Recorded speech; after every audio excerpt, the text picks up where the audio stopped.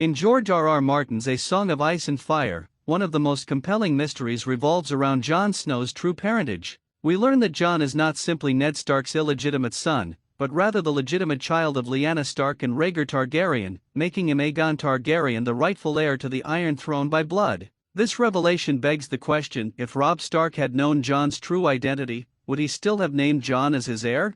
Hello everyone, if you are new here, please don't forget to subscribe and click the notifications bell, so you don't miss any new updates on your favorite TV series. To answer this, we have to consider multiple factors: family loyalty, northern politics, and the complex nature of Jon's own vows and identity. First, from a familial perspective, Robb's loyalty to his bloodline runs deep.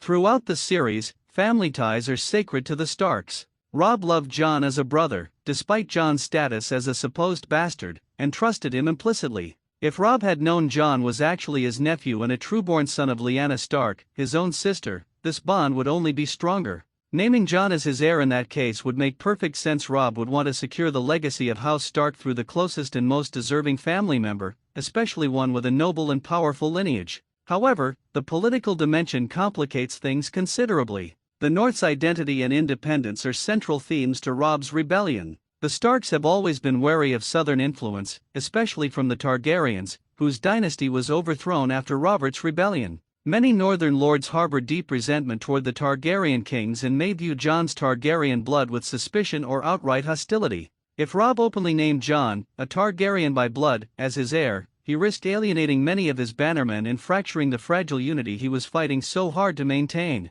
Moreover, Jon's own position adds another layer of complexity. Jon took the Night's Watch vows, pledging to forsake all claims to lands and titles for life. If Robb had known Jon's true parentage, he might have faced a difficult choice: respect Jon's vows and not name him heir, or try to convince Jon to break his oath to assume his rightful place. This conflict between duty and bloodline is central to Jon's character arc and would weigh heavily on both brothers. Robb himself was a pragmatic leader, acutely aware of the realities of war and politics. While family loyalty mattered, Robb also had to consider what was best for the North. It is possible that if revealing Jon's true heritage threatened the unity of the Northern lords, Robb might have kept the secret or named someone else, perhaps a Stark cousin, as his heir to preserve stability. On the other hand, Robb's naming of Jon as his heir in the books despite Jon's Night's Watch vows and bastard status shows that he trusted Jon's character above all. This suggests that if Jon were revealed as a trueborn Stark Targaryen with a legitimate claim, Robb would have even more reason to entrust Jon with the future of the North.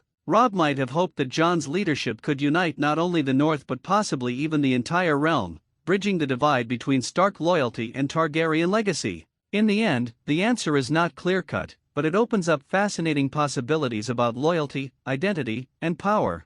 Robb's decision would depend on the delicate balance between family love, political necessity, and Jon's own willingness to accept his fate. It's a question that deepens the rich tapestry of Martin's world and leaves fans eager to see how these tangled loyalties will ultimately play out.